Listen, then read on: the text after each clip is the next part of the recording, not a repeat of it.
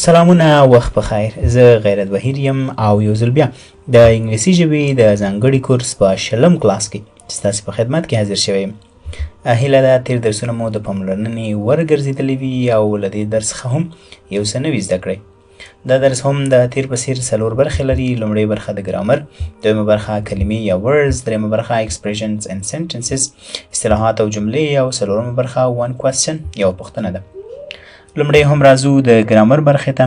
د ګرامر په دې برخه کې به موږ د تیر په څېر په adjective کې کار کوو او possessive adjectives یعنی ملکي صفتونه به لولو.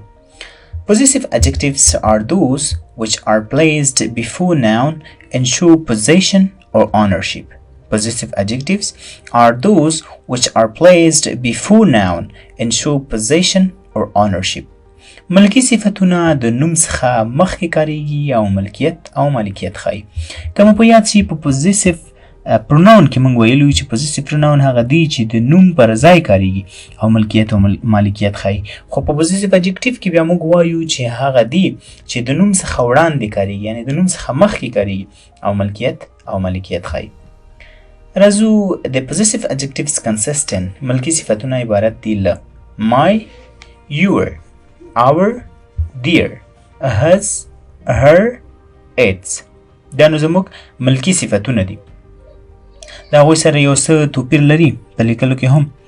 نو وایي چې my معنا زما، your معنا ستا یا ستاسې، our زموږ، their د هغوی یا د دوی، his د هغه، her د هغې او its د هغه. وایي چې this is my new marker. This is my new marker. نو ګوري my دلته چیرته کارېدلی؟ نیو مارکر نه مخکې کارېدلی، یعنې د نوم نه مخکې کارېدلی او ملکیت یې ښودلی. وایي چې دا زما مارکر دی، زما نوی مارکر دی. او په سیکنډ کې وایي چې that is his car. That is his car. نو ګوري his چې دی possessive adjective دی او د نوم څخه مخکې کارېدلی.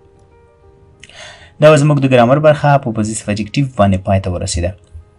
ورپسې words یا کلمو ته راځو.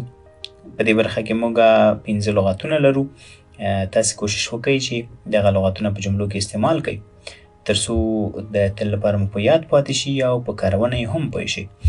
لومړی هم راځو د لغتونو پروننسیشن یا تلفظ ته. د ماستري تلفظ کې یا وروسته به بیا ژباړه وکړو.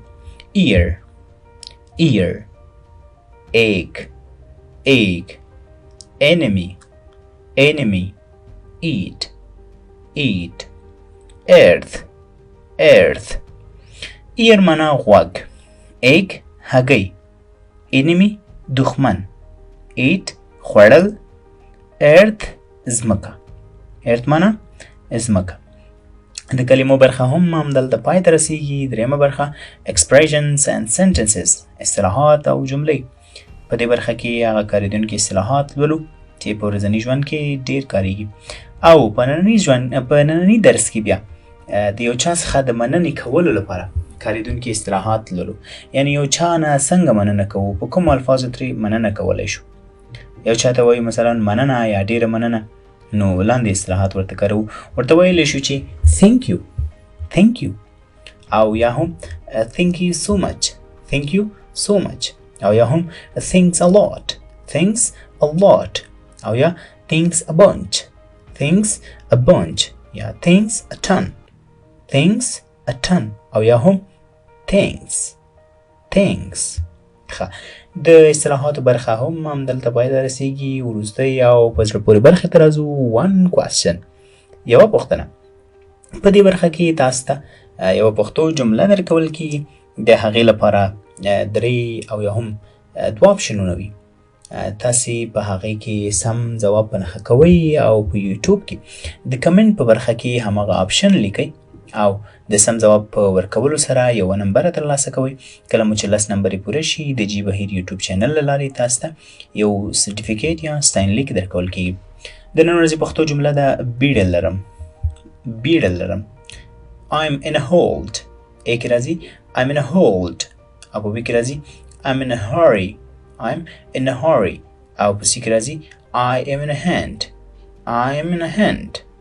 کوم اپشن چې صحیح وي هماغه انتخابوئ او یوه نمبره ترلاسه کوئ. زموږ د نن ورځې درس هم همدلته پای ته رسیږي. له لیدو څخه مو نړۍ مننه. هیله ده ویډیو لایک، د ملګرو سره یې شریک او چینل سبسکرایب کړئ. ښه وخت او ښې چارې ولرئ.